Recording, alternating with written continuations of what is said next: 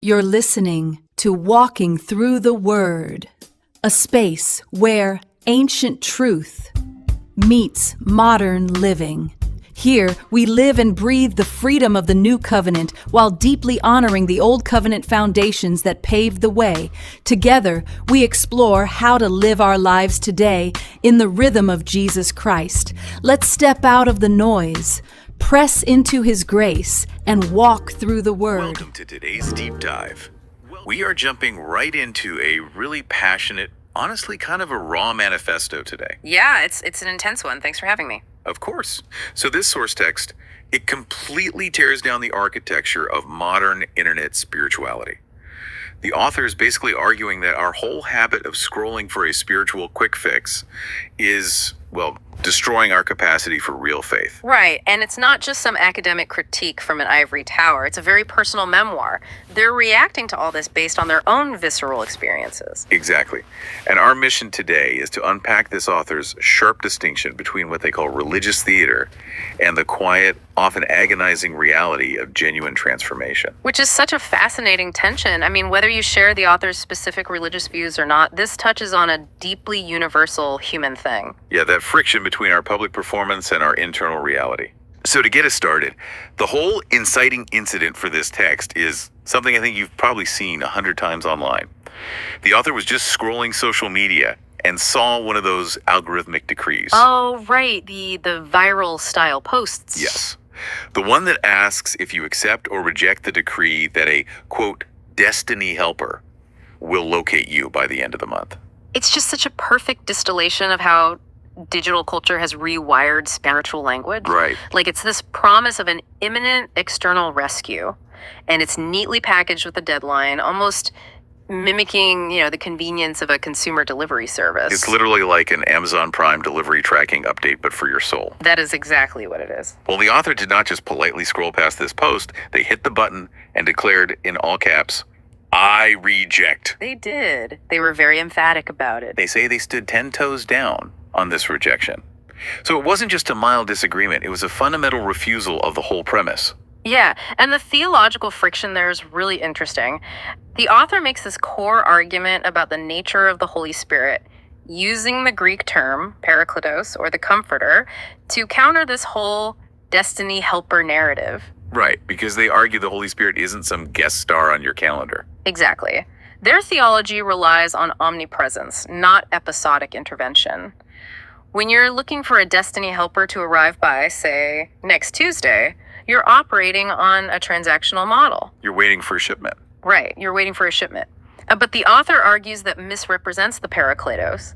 The Spirit isn't a package dispatched on a deadline. The moment you accept your faith, the Comforter is already entirely present. Like they say, the Spirit has been in the building with you the whole time. It's not a monthly subscription. Exactly. It's a total rejection of that spiritual clickbait. But, okay, looking at the human psychology here, I do have to push back a little on the author's tone. Oh, really? How so? Well, we live in a world with immense anxiety, right? And delayed gratification is hard. If someone is facing financial ruin or a massive health crisis, a timeline is a lifeline. That's fair. Isn't it just basic human nature to want a specific date for our relief? Why is the author so harsh on people who are essentially just using a coping mechanism to get to Friday?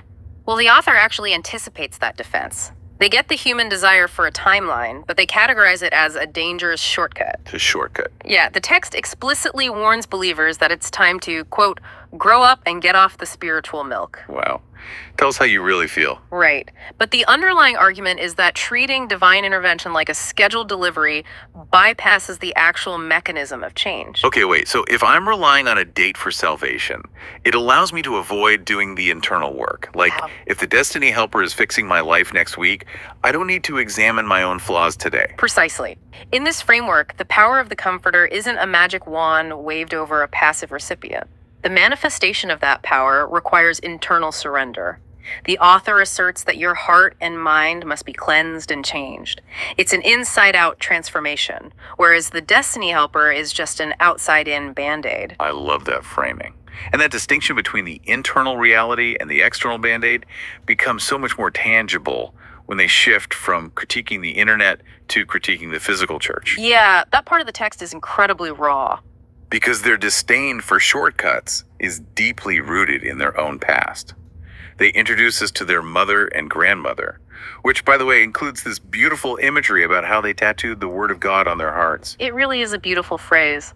But the author also notes a critical gap in that early education. Yeah, they were taught strictly about God and Jesus, but not the Holy Spirit. Exactly. They call themselves a milk drinker in the faith during that era. They had structural knowledge, but lacked the deeper active engagement that they would prioritize later in life. Which sets the stage for this major collision when they eventually attend a congregation they call Bethany Church. Right, which is where they are first exposed to teaching specifically about the Holy Spirit, but it doesn't come through quiet study. No, not at all. It comes through highly visible, loud physical rituals. The text details this practice of the laying on of hands, where leaders try to physically compel people in the congregation to fall backward. Being slain in the Spirit. Yes, that's the term used in various charismatic traditions. Before we get into the author's critique of this, what is the intended mechanism there?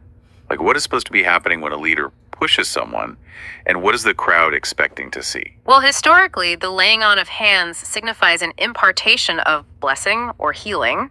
Falling backward is intended to be this outward physical manifestation that you are so entirely overwhelmed by the divine presence that you yield physical control. It's supposed to be involuntary. Right, an involuntary surrender. But the author experiences it entirely differently. They admit, really frankly, I conformed for a minute because I didn't know any better. Which is such a deeply recognizable social dynamic. It really is. You're in a highly charged room, the leader has authority, everyone expects a specific response. The peer pressure to visibly show you belong is just immense. It creates an environment where the metric of faith becomes a visible action. If your community requires you to fall down to prove you're legit, the temptation to fake it is incredibly high. And the author realizes this and firmly labels it performance art. They say God isn't trying to physically push you over. Exactly. The objective is to renew the heart and mind. The author completely severs that link between physical spectacle and spiritual legitimacy. It's like a broken x-ray machine. Just because you have a picture of someone falling backward doesn't mean their soul is transformed. Right. Just like tracking a package online doesn't mean the product will actually change your life. That's a great analogy. When the institution demands an external performance, it actively distracts from the internal reality. So if true transformation doesn't happen when a leader pushes you over in front of an audience, where does it happen? The author points to a very specific scriptural foundation for this, Romans 12.2 and John 14.26. And they do something fascinating here. They don't just use standard Western translations, right? They specifically cite the Ethiopian Bible version. Yes, the 81-book canon, which is a very deliberate rhetorical choice. The Ethiopian Orthodox Church has the largest biblical canon in traditional Christianity. So what's the difference in the text? Well, the standard King James Version of Romans 12.2 focuses on being transformed by the renewing of your mind. But the Ethiopian translation says, be transformed by the renewing of your heart and your mind. Adding the word heart, why is that so vital for their argument? Because it forces the definition of transformation past just intellectual agreement. Okay, I see. Changing your mind can just mean adopting a new set of rules, but adding the heart implicates your emotional core, your desires. The fundamental operating system. Exactly. It's a holistic structural overhaul of the soul, not just an intellectual pivot. And the mechanism for that overhaul, according to the author's own life, is incredibly brutal. It really is. They share this anecdote about going through a deeply toxic, heavy season. They reached out to every human line they had, every earthly support system. And every single one failed to respond. Which is heartbreaking. But their framing of that abandonment is what's really critical. Yes. They don't view the failure of their friends as random bad luck. They interpret it as deliberate divine intervention. Wait, really? Deliberate? Yeah, the author believes the comforter actively isolated them to force a total reliance on the spiritual rather than the earthly. That is a staggering reframing of trauma. The idea that isolation isn't a punishment, but a necessary surgical procedure. It's a powerful way to look at it. The text describes them lying on the floor, stripped of every false comfort. And notice the stark contrast there with the Bethany Church experience. Oh, absolutely. The church was public, loud, dependent on the crowd. Right. And this moment on the floor is entirely solitary, agonizingly quiet, and has no human audience at all. There is an incredible paradox here when we think back to the start of our deep dive. With the viral post. Yeah. The Destiny Helper post promised a human rescue arriving just in time to catch you. But the author is saying their actual breakthrough only became possible because the human rescue did not show up. Right, the Destiny Helper failed. They hit the floor, and only when the noise of human intervention stopped could they actually feel the reality of the Holy Spirit holding them together. The psychological depth of that sequence is profound. When your external scaffolds are removed, you are forced to confront your actual foundation. Yeah. The author says that in that isolation, he was the only thing holding me together when everything else failed. That quiet realization is what they identify as genuine manifestation. A huge departure from the performance art in the church aisle. Completely. But, surviving rock bottom creates a really dangerous vacuum.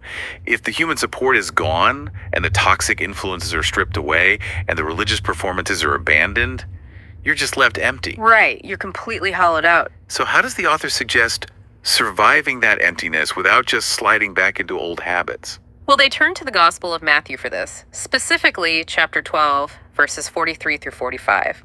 It discusses the concept of the empty house. The empty house. Yeah, it outlines a scenario where an unclean spirit is cast out of a person, but when it returns, it finds the house swept clean and put in order, but unoccupied. Unoccupied. So simply removing the bad behavior, sweeping the demons out, as they call it, is insufficient. It's worse than insufficient. It is actively dangerous. Wow. If the space is just vacated and not occupied by something more powerful, the original negative forces will return, and usually with greater intensity.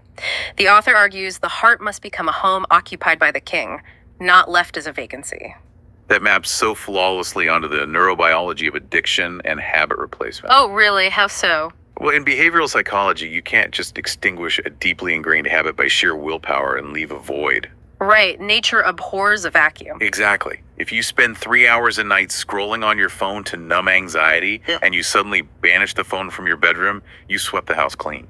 But if you don't replace that routine with a new, active, focal point-like reading or meditating, the anxiety is still there. The house is empty. Eventually, that emptiness becomes unbearable, and the old habit rushes back in to fill the void. That alignment between modern behavioral science and the author's theological framework is striking. And it really illuminates why the author concludes by emphasizing presence versus performance. Let's break down that final dichotomy, presence versus performance. Well, performance is inherently unsustainable. Waiting for a digital destiny helper requires constant external validation. Right. Falling over in church requires an audience. White-knuckling your way through a clean but empty internal house requires exhausting willpower. All of these are performances that eventually collapse. Whereas presence. Presence, according to the author, is the cultivation of the parakletos. Staying in the Word, actively filling the house with a living presence rather than just trying to keep the dust out. I love that. It allows the Comforter to fully manifest from the inside out. It provides a stable foundation that doesn't rely on the adrenaline of a church service or the dopamine hit of a viral internet post. We have really traced a remarkable arc through this source material today. We started with the author's visceral rejection of that fast food spirituality, the promise of a destiny helper on a timeline. Right, and we examined how that stems from a deeper refusal to participate in the performance art of religious theater, recognizing that physical compliance does not equal internal renewal. And then exploring that harrowing crucible, realizing that true transformation often requires the total collapse of our human support systems. Forcing us to discover what remains when we hit the floor in absolute silence. Yeah. And concluding with the warning of the empty house. Clearing out the toxic elements is only the prologue. The actual work is actively occupying that space. It really is a relentless demand for authenticity from the author. It strips away all the artifice, the clout chasing, the peer pressure, the reliance on external saviors. It just leaves the unvarnished reality of your internal state. Which is hard to face. It is. The human desire for a quick fix is universal. We all want the destiny helper to show up on Friday so we can bypass the painful internal work on Monday. We all know the temptation to perform, to curate an image of stability for our peers, while internally the foundation is crumbling. Exactly. And the author challenges us to abandon that performance and investigate the structural integrity of our own empty houses. A really profound challenge. Absolutely. So as you step away from this deep dive today, I want to leave you with a final thought to examine in your own life. We've spent a lot of time analyzing the author's crucible moment, that terrifying quiet when every external scaffold fell away. Right. If you were to systematically strip away all the performances in your life right now, the timelines you're desperately tracking, the crowds you are trying to impress, the safety nets you constantly rely on to intervene when things get hard. Just clear it all out. Yeah. And you were less entirely alone in the quiet. No audience. No external metrics. Just the unvarnished reality of your internal house. What is the foundation that actually holds you together? Thank you for walking through the Word with us today. To stay connected and continue the journey, be sure to visit our New Testament Believers on YouTube and follow our Facebook page. Until next time, God bless you.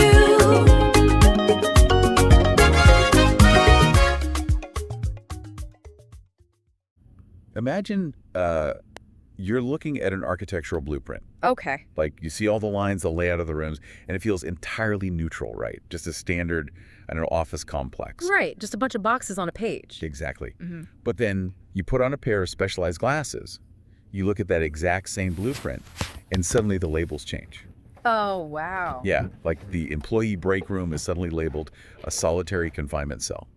The security desk is marked as a guard tower. That is terrifying. Right. Without a single structural line changing, you realize you aren't looking at an office building at all. You're looking at a maximum security prison. Which completely shatters your understanding of the architect's actual intent. Exactly. Because the reality on the page was always there, But the translation of those lines dictated how you perceived the entire structure. That is exactly what we are dealing with today, and it is honestly astonishing.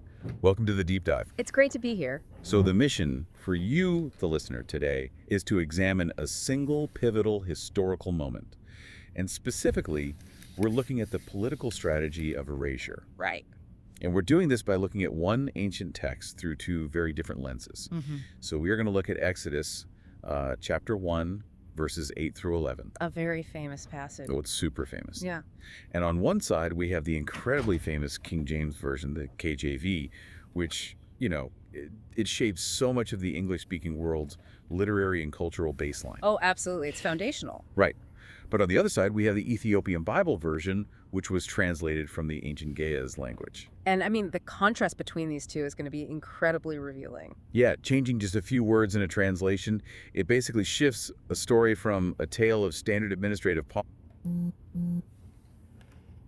policy into a chilling step-by-step blueprint for political oppression. But I think before we jump right into the text, we should probably ground where these translations actually come from, because context is everything here. Please do, because honestly, when I first saw the Ethiopian text, my immediate thought was like, why are we comparing the KJV to this specific version? Yeah, it's a great question. It really comes down to timeline, geography, and political incentive. Okay. So the Ethiopian Bible is one of the oldest complete Bibles in the world, and the translation we are looking at comes from Ge'ez, which is this ancient Semitic language from the Horn of Africa. Right. And the key thing to remember is that the translators of this text were operating in a completely different socio-political environment than the European translators of the King James Version. Because the KJV, as a lot of people know, it was commissioned in 1611 by King James I of England. Precisely. A very specific king with a very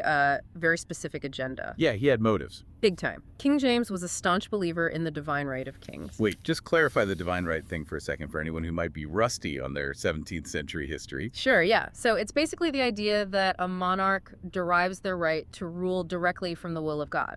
And therefore, they cannot be held accountable by any earthly authorities. Like, whatever the king does, God wanted him to do it. Wow.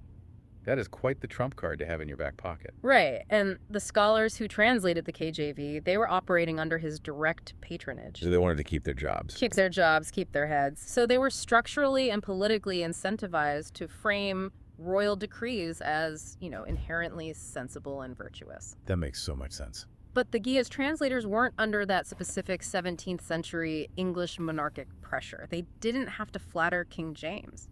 Okay, let's unpack this. Because before a leader can enact truly oppressive policies, They generally have to pave the way by dealing with the past. They absolutely do. So let's look at the very first line of our focus text. It's setting the scene of a leadership transition in ancient Egypt. And the King James Version says, and I quote, "Now there arose up a new king over Egypt, which knew not Joseph." Which sounds quite innocuous in the English phrasing, doesn't it? Yeah, totally. I mean, a new king could simply be the next person in the royal lineage. Right, just the next guy up. Exactly. And the fact that he knew not Joseph, the Israelite who generations prior had famously saved Egypt from famine and established this deep cooperative relationship between the Egyptians and the Israelites, it just sounds like passive ignorance. Like he's just new on the job. Yeah, he hasn't read the historical archives yet. Right, it literally sounds like, oh, there's a new king and he just hasn't met this Joseph guy yet. Yeah. But then you read the Ethiopian text, translated from Geese, and it doesn't say a new king. No, doesn't it? It says, and I'm quoting here, "And there arose a different king over Egypt who did not remember Joseph." A different king. And he did not remember. It's a huge shift. It completely changes the vibe.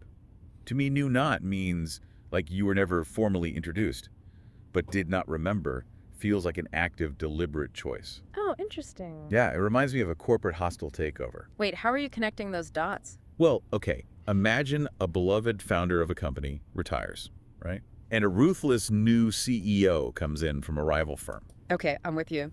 If the new CEO simply hadn't met the old founder, that's passive, that's new not. Right. But if that CEO wants to establish total dominance and completely change the company culture, what do? They take down the founder's portraits from the lobby. Oh, yeah. They scrub the founder's name from the company history page on the website.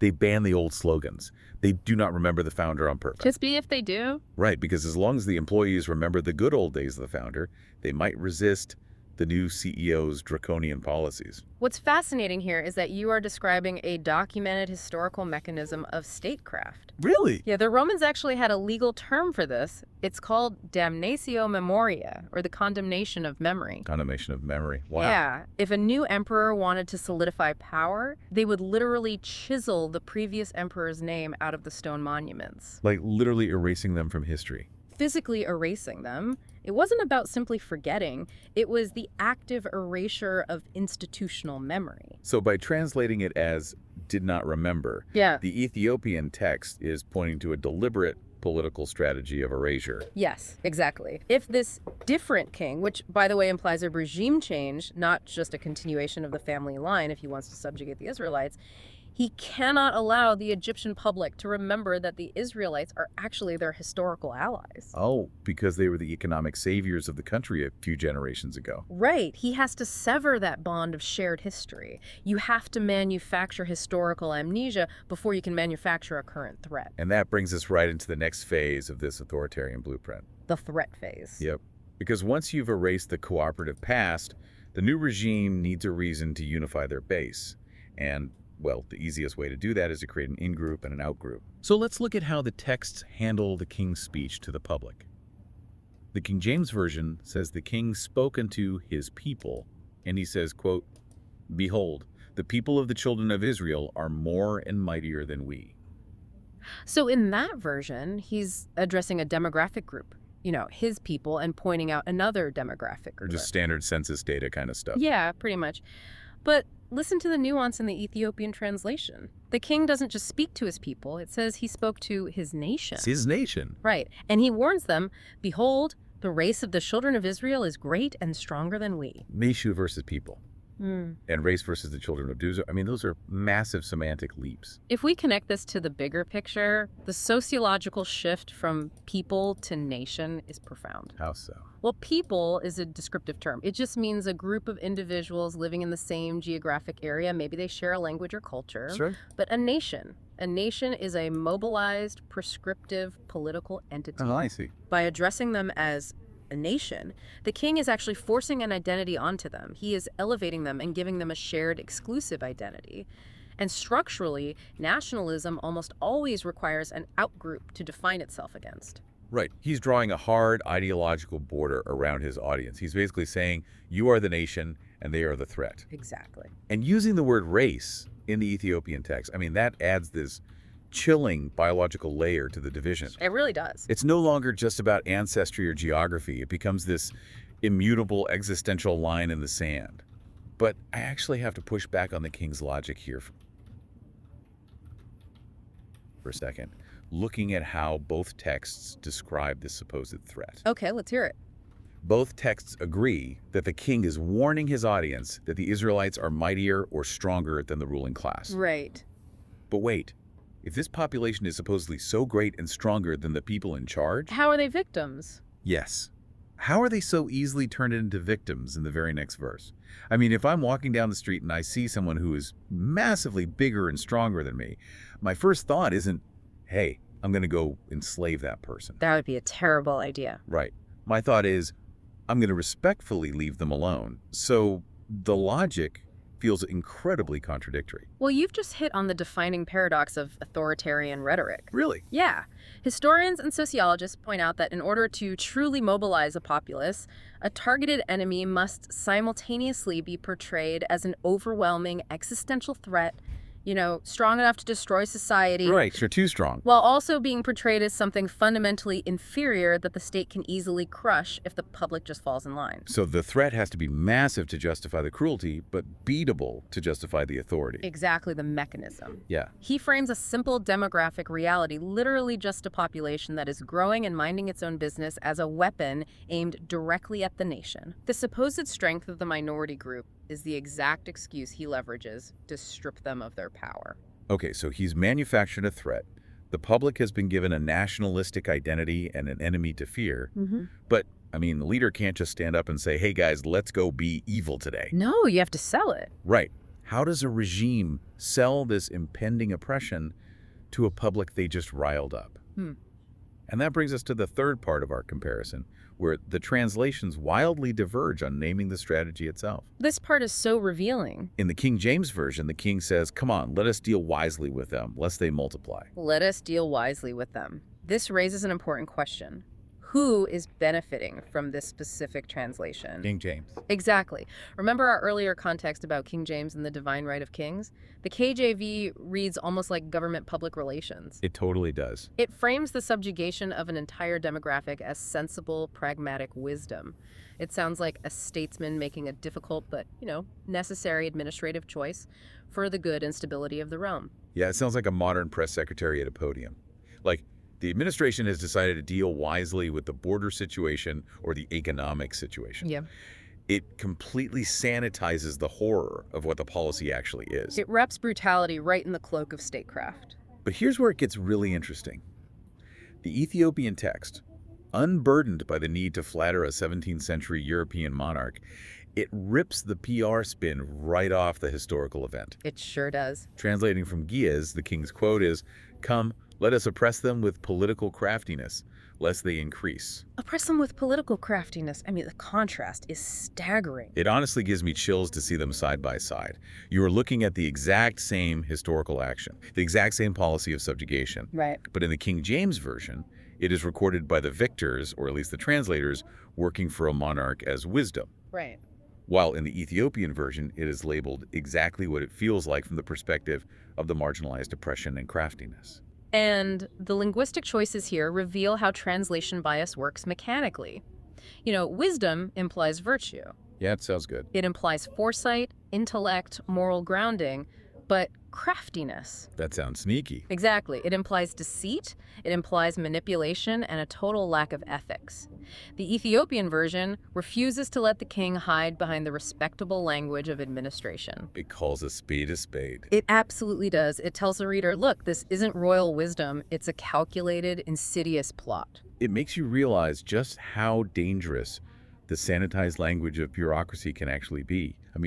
If you, as a reader, only ever engaged with the KJV throughout your life, you might consciously or subconsciously absorb the idea that this ancient king, while maybe a bit harsh, was ultimately acting out of royal wisdom. You'd give him the benefit of the doubt. Exactly. You might think, well, leaders have to make tough calls to protect their nation, and then you end up buying into the oppressor's propaganda thousands of years after the fact. You adopt the vocabulary of the state. And when you adopt the vocabulary of the state, you adopt its worldview. Oh, that is such a good point. But, rhetoric and vocabulary are really only the setup.